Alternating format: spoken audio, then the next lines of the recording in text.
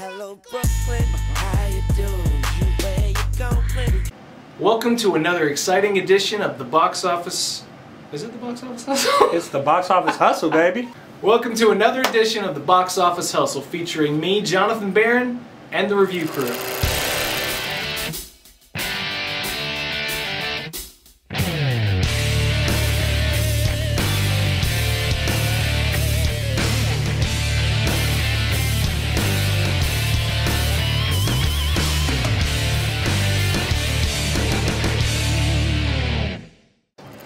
Now, I have to admit, my top story this week is coming from a little bit of a bias.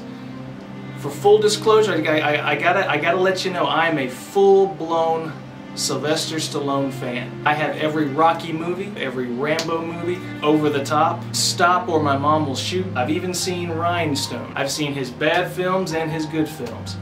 Now, in the past few years, he's come out with his latest Rocky film, Rocky Balboa, which got great critical praise, surprisingly, and made some good cash at the box office. In the following year, he came back with another edition for Rambo and proved that age does not necessarily mean you are done in Hollywood. Now, this summer, he's coming back to theaters in August with a new movie called The Expendibles. It's pretty much a throwback to the 80s style action film. Everything is real, the stunts are real, and what's blowing up the internet right now is its cast. As you can see in its trailer, which you can see on realitybuzz.net.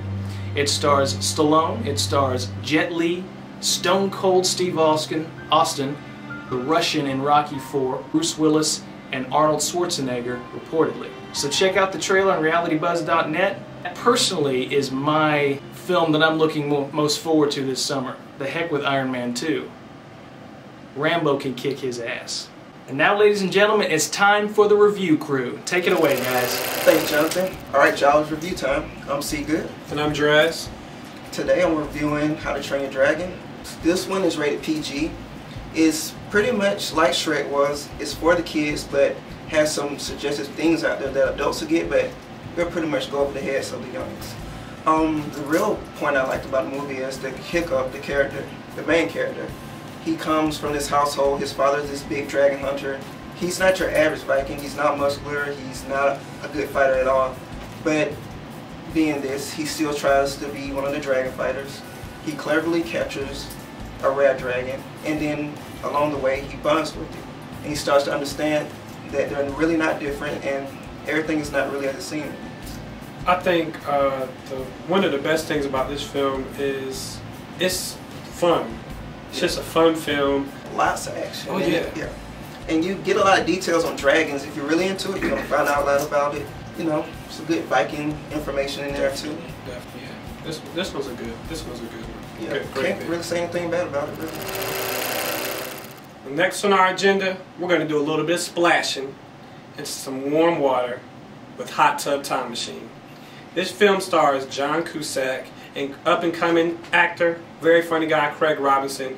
You might remember him from The Office, as well as Pineapple Express. One of the main things I really like about this film, they have a theme of friendship. And in this film, the three guys, they're like old friends back from high school.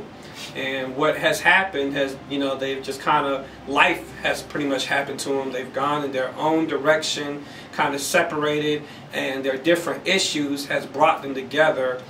But, once again, coming back together, they're kind of reminded of things that kind of made them go in their separate, directions. It doesn't really define a lot of areas that, there were a lot of gaps. Yeah, like I was thinking too, like, a lot of things didn't connect, and a lot of stuff didn't make sense.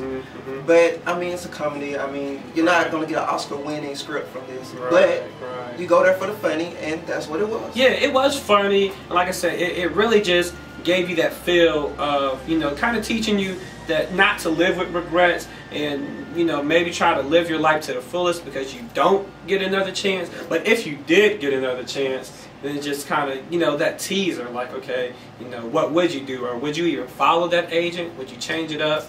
But, yeah, that's about as deep as this film gets. Yeah, it doesn't really go into much. And there's a lot of dry humor to it. Yeah. Like I said, Role Models, Hangover, it has that same approach with the comedic element to it, but I want to say it might have lacked just substance of just of a better concept. You know, going back in time was a concept, but also just additional to that, you know, I would have liked to see them be able to right some wrongs or, you know, do something else, and it just lacked something else outside of going back in time and getting back to the future. Well, alright guys, that's it for this week.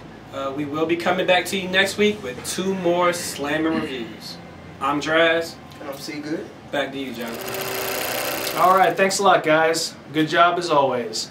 Now it's time for the Box Office Hustle, where we give you the top 3 box office films for April 2nd, 2010. Coming in at number 3, once again, staying in the top 3, making its money, is Alice in Wonderland, starring Johnny Depp. Now coming in at number 2, which was number 1 last weekend, and we got a roll, I was right about last weekend. How to Train Your Dragon was number 1, I was right about that, so we've got the groove going. How to Train Your Dragon will be coming in at number 2. Coming in at number 1, a new installment to the 3D phenomenon, is Clash of the Titans, starring Sam Worthington and Liam Neeson and Ray Fiennes and a bunch of other people. It's going to be a big, epic spectacle, and it's going to make a lot of money, particularly since it's going to opened up on Wednesday, so it's going to have a long weekend to make a lot of money. Now, I want to point out the significance of this weekend. For the first time in cinema history, you will have in the top 3 box office hits for the weekend, they're all in 3D. This is a phenomenon that is gaining traction. Who knows whether it's good for Hollywood or bad? Only time will tell. But right now, it's making a lot of money, and let's face it, that's mostly what Hollywood cares about. We'll see you next week, and remember, you miss a day, you miss a lot.